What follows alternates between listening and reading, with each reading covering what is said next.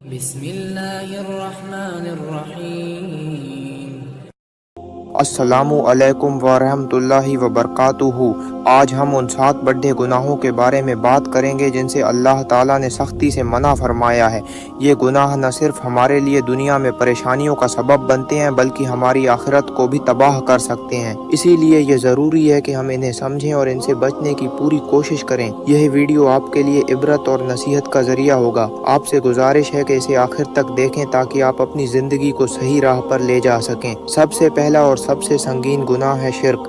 شرک کا مطلب ہے اللہ کے ساتھ کسی اور کو شریک ٹھہرانا۔ یہ اسلام میں سب سے بڑا گناہ ہے اور اللہ تعالیٰ اسے کبھی معاف نہیں کرتے جب تک کوئی توبہ نہ کرے۔ شرک کا مطلب صرف بت پرستی نہیں ہے بلکہ اللہ کے علاوہ کسی اور پر یقین کرنا، چاہے وہ مال و دولت ہو، طاقت ہو یا کوئی اور چیز۔ یہ ہمیں اللہ سے دور کرتا ہے اور ہماری عبادت کو بے اثر کر دیتا ہے۔ قرآن کریم میں فرمایا گیا ہے، اللہ شرک کو معاف نہیں کرتا اور اس کے علاوہ جسے چاہے معاف کر دیتا ہے۔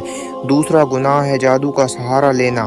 جادو کا مطلب ہے کسی برے مقصد کے لیے شیطانی طاقتوں کا استعمال کرنا۔ یہ گناہ نہ صرف آپ کی روح کو خراب کرتا ہے بلکہ دوسروں کی زندگی کو بھی تباہ کر سکتا ہے۔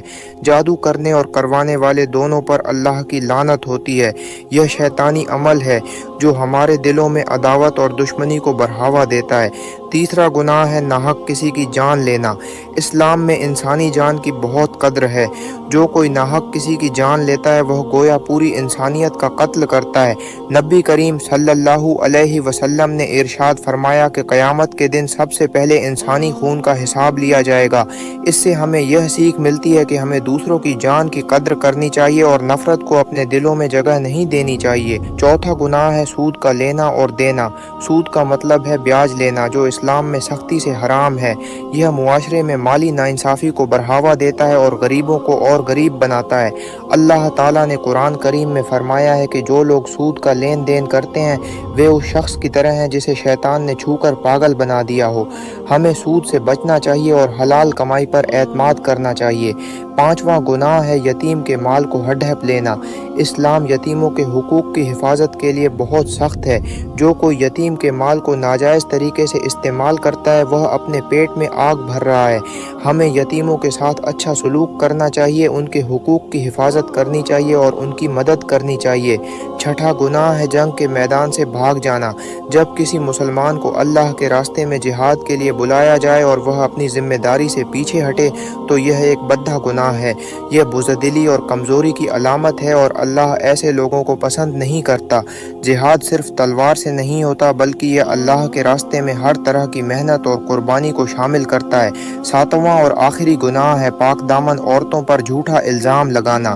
یہ گناہ نہ صرف ایک عورت کی عزت کو ٹھیس پہنچاتا ہے بلکہ یہ معاشرے میں فساد اور برائی کا سبب بھی بنتا ہے۔ اسلام میں کسی پر جھوٹا الزام لگانے کی سخت ممنوعت ہے اور ایسا کرنے والے پر اللہ کی لعنت ہوتی ہے۔ ہمیں چاہیے کہ ہم اپنی زبان پر قابو رکھیں اور دوسروں کی عزت کا خیال رکھیں۔ ان 7 بڑے گناہوں کے بارے میں جاننے کے بعد ہمیں یہ سمجھنا چاہیے کہ یہ گناہ صرف دنیا میں ہمارے لیے پریشانی کا سبب نہیں بنتے بلکہ آخرت میں بھی ہمیں برباد کر سکتے ہیں۔ اللہ تعالیٰ نے ہمیں ان سے بچنے کی ہدایت دی ہے اور ہمیں اپنے اعمال کا حساب دینے کے لیے تیار رہنا چاہیے۔ اگر ہم نے جانے انجانے میں ان میں سے کسی گناہ کو انجام دیا ہے تو ہمیں فوراً توبہ کرنی چاہیے اور اللہ سے معافی مانگنی چاہیے۔ اللہ تعالیٰ بہت رحمت والا اور معاف کرنے والا ہے۔ آخر میں عزیز دوستوں، یہ بات ہمیشہ یاد رکھیں کہ یہ زندگی ایک امتحان ہے۔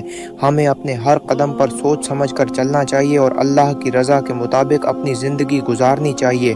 اگر یہ ویڈیو آپ کو پسند آیا ہو تو اسے دوسروں کے ساتھ شیئر کریں تاکہ وہ بھی ان بڑے گناہوں سے بچنے کی سیکھ حاصل کر سکیں۔ ہمارے چینل کو سبسکرائب کریں اور بیل آئیکن دبائیں تاکہ ایسے ہی اور اسلامی ویڈیوز آپ تک پہنچ سکیں۔ جزاک اللہ خیر۔